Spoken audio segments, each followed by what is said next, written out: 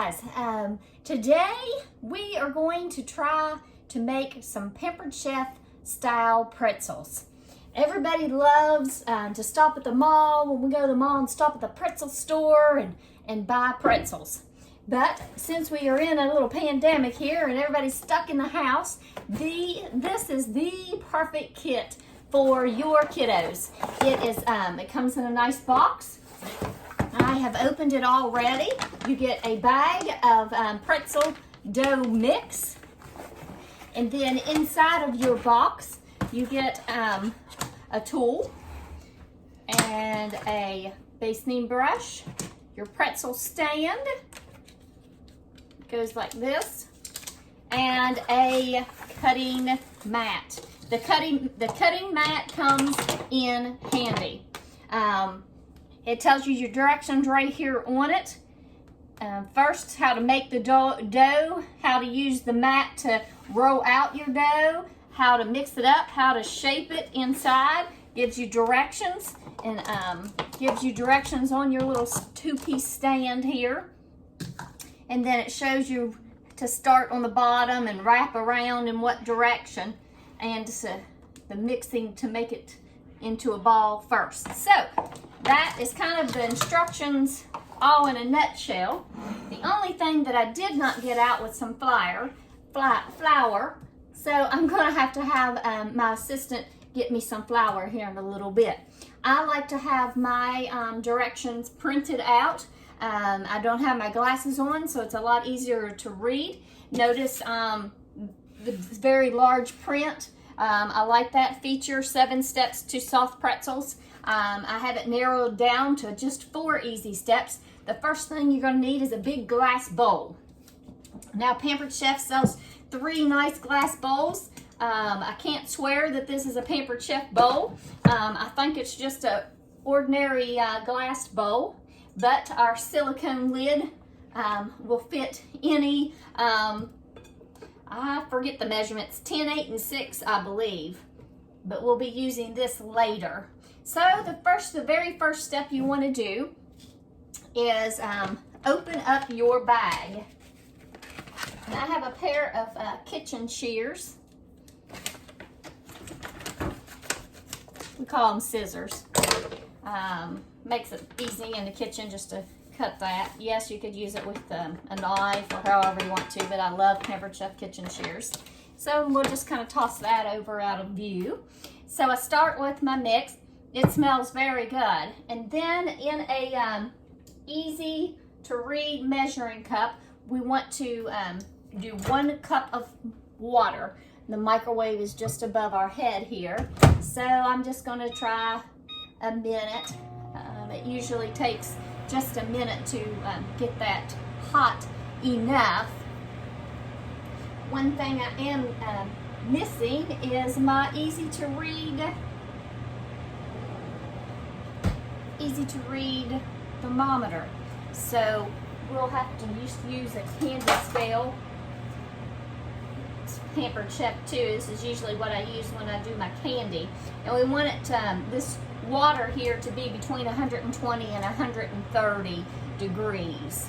And then we're going to dump it into this, and we're going to knead it into a ball.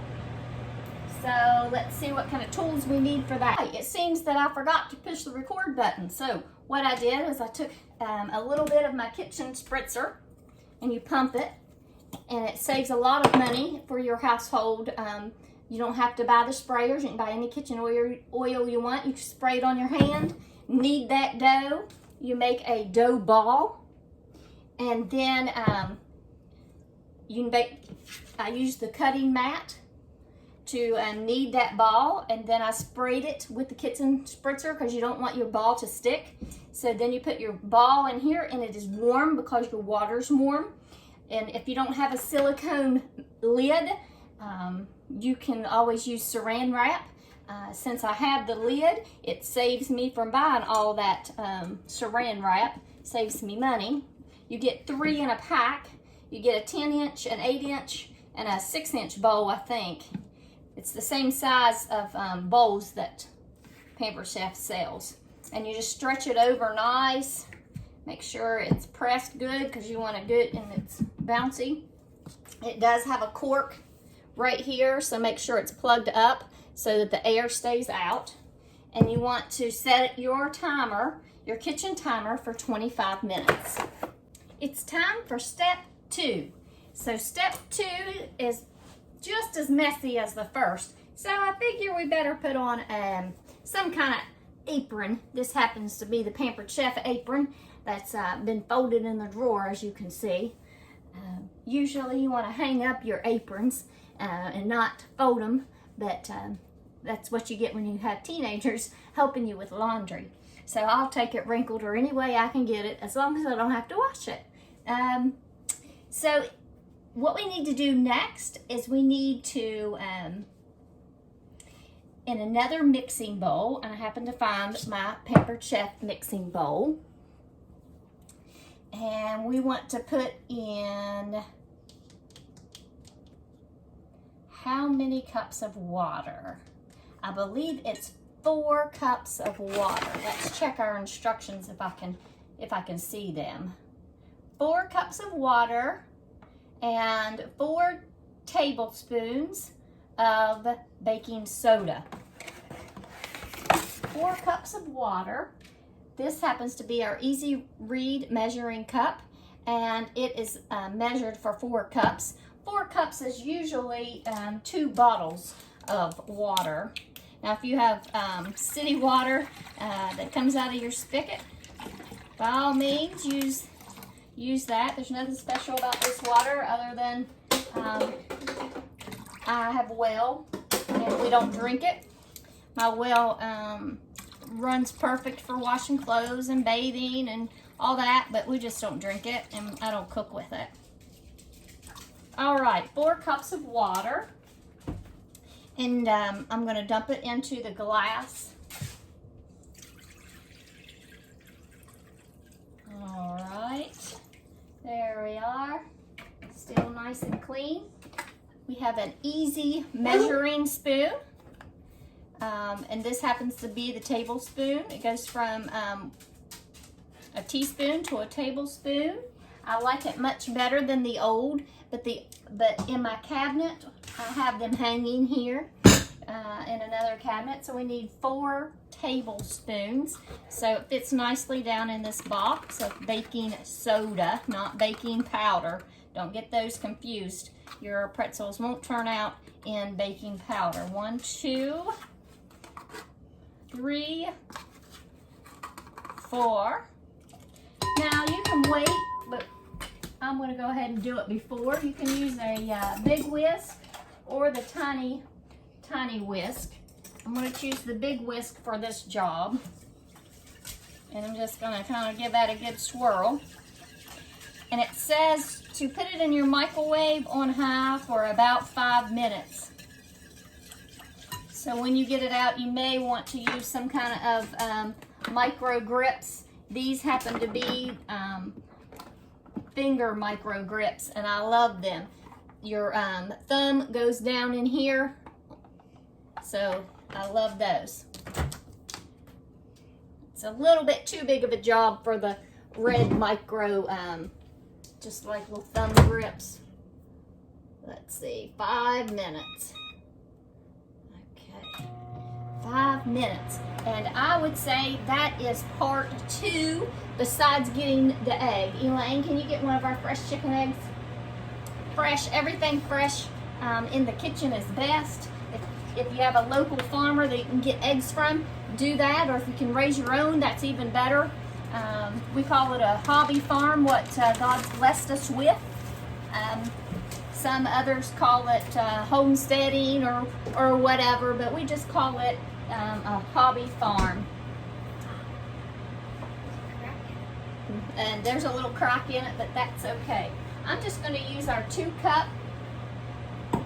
Nah, let's use the 1 cup Easy Breed. It comes in a 1 cup, a 2 cup, and a 4, and then you get this 1/4 of a cup. And I happen to have regular sugar. I'm going to use that as a topping layer. What do you want, Allie? My puppy's standing here in the floor. And this one I'm going to use the little whisk for. So much easier than using a fork. You just kind of swirl it around.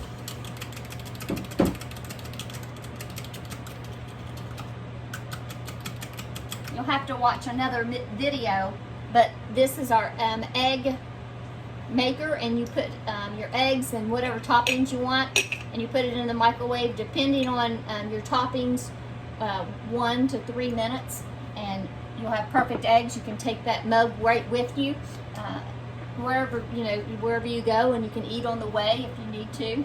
I really like that. You don't have to get all your skillets out and mess up the kitchen, and you don't have to go through the drive-through and blow the diet. It's no secret that the Lord's blessed me through praying past the pastry shops to lose weight, and so I cut corners as I can. Let's get the bowl out of our dough. Here's our dough. Right, silicone. Let's take off the silicone lid, and still has a little bit of flour on from earlier, and I'm just going to gently remove. Okay, now here comes the easy-ish part.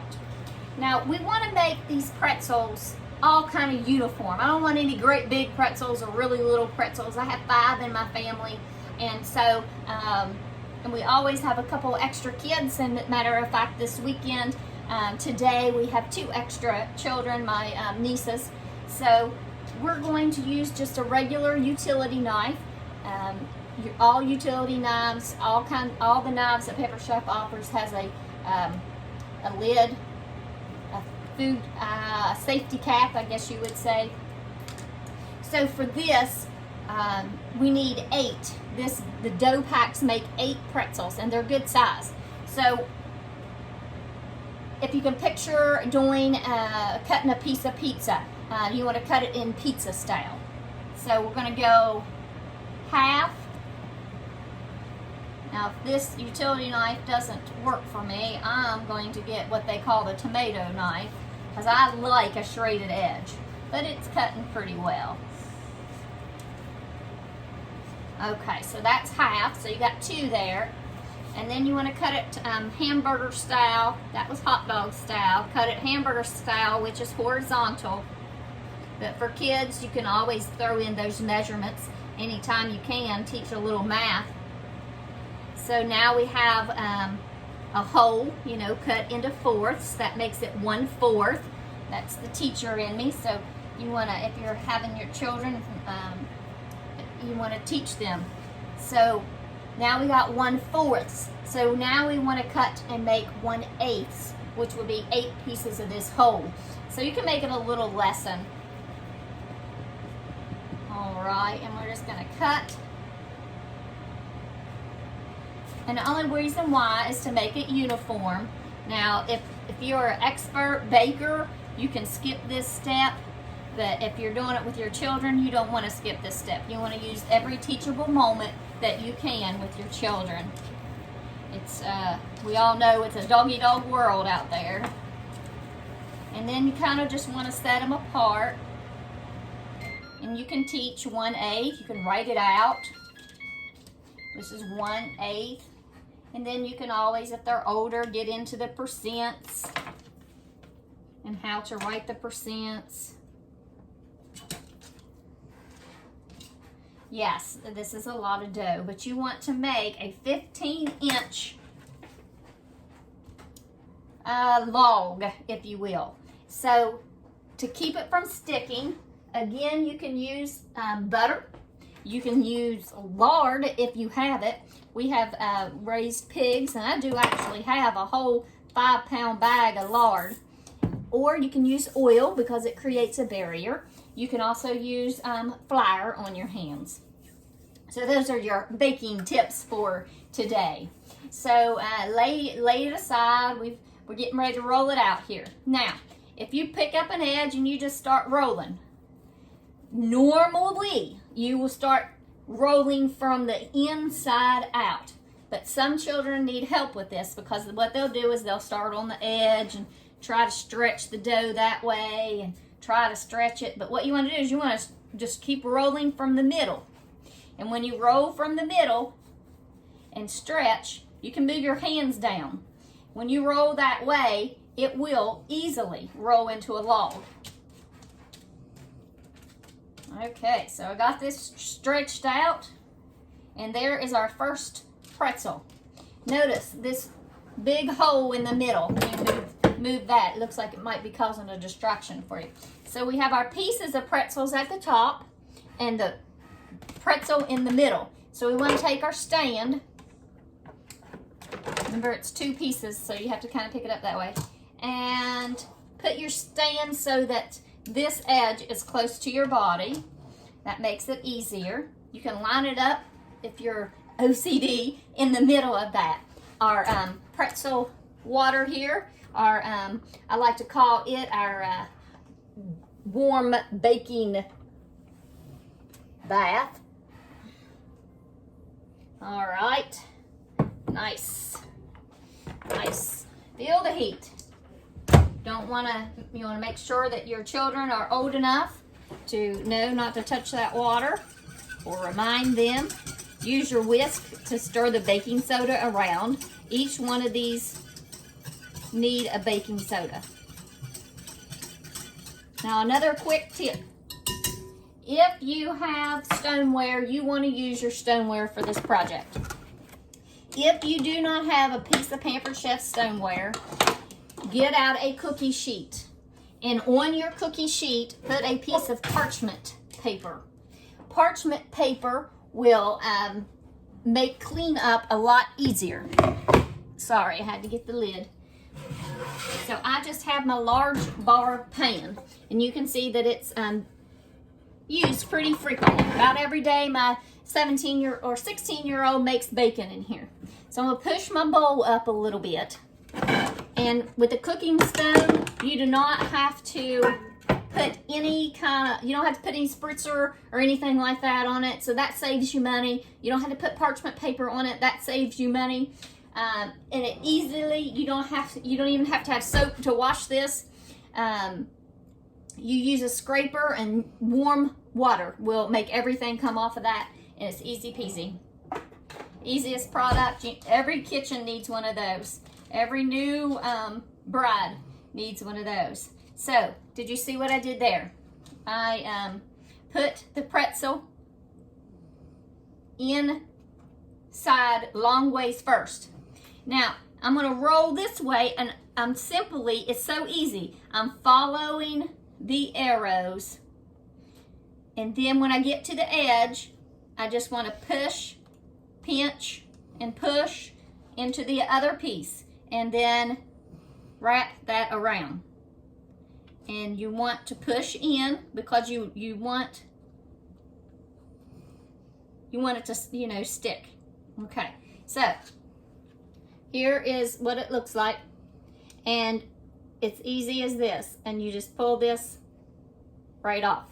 Next step, do not forget this step. Your pretzels won't come out.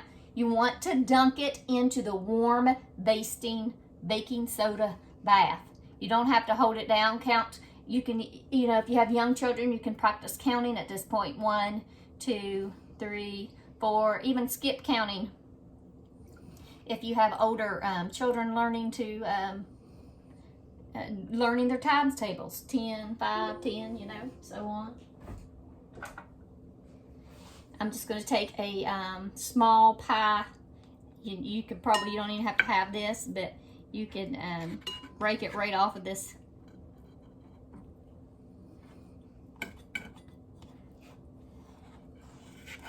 All right. Now, is every pretzel going to be the same? They should be, but they're not. This pretzel is going to be different. Okay, so for this one, I am going to take some sugar, and then I'm going to take my handy dandy measuring. This is an old old bottle, so it doesn't fit as nice. And it's about 1/2 of a tablespoon of cinnamon. French toast. Pampered Chef sells a French toast, and a French toast is very, very good. All right, so I'm going to use my measuring spoon and shake the top. Oh, nope, I forgot a step. Hold up. Let's see. Well, I guess you could do it before or after, or both. This is where you take your mix that in there really good. So where you take your egg and your basting brush and you baste it really well with some egg.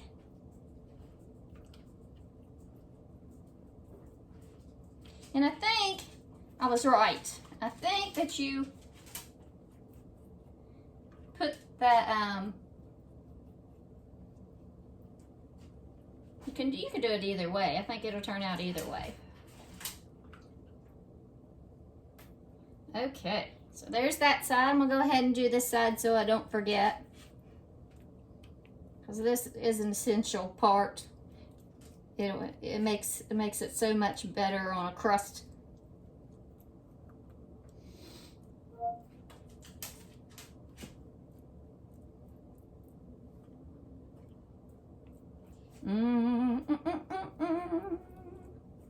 They call me the singing chef or the humming chef. That's just par for the course. Sing hymns to the Lord. So if you hear that in the background, I apologize early. So this side is getting cinnamon and sugar. And when they come out, we put more cinnamon sugar on it, so don't throw away your mix if you're making these right with me. Okay, so we'll put that to the side. Now, Pampered Chef sells Himalayan salt, or salt that goes in the grinders. I'm waiting on that. I don't want garlic, that's for sure. Did I get that out? I have Himalayan salt somewhere in a grinder. There it is. This is Himalayan pink salt. And so if you like salt, and the grinders work better, just because you can control how much goes on your pretzel. And that one daughter, she doesn't like sweet stuff, so this works out really nice. I've already set the temperature to my stove as 400 degrees. And then we are going to cook these for 18 to 20 minutes on 400 degrees. And I'm going to place both of them on the top shelf, because the bottom shelf will cook your bottom faster. Even in a stone, I think. It might just be my oven. And set my timer. I'm going to set it for about 16 minutes, just so I can check. Okay, and while those are baking, I will clean this mess up a little bit and get back with you when they are finished. These look mighty good. And smell so much better. Here they are. Yes, I haven't turned you off, I know. End me. So before I can put them on my counter, I have to put down a trivet. So let's see if we could just do it this way. I'm going to put this up like this and get our salt back out. If I had a head, I'd lose it, I think. Where are you? Can't find it. You don't want to put table salt on there. But I do have the cinnamon and sugar. So let's trade. Here's the salt. I knew I'd find it.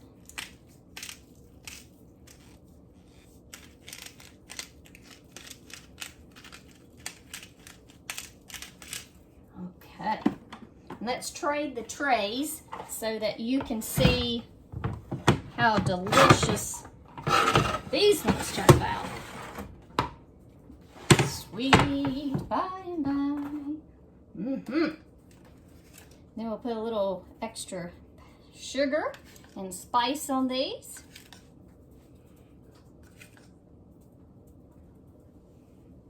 And set them off, and I will show you how they taste when they cool.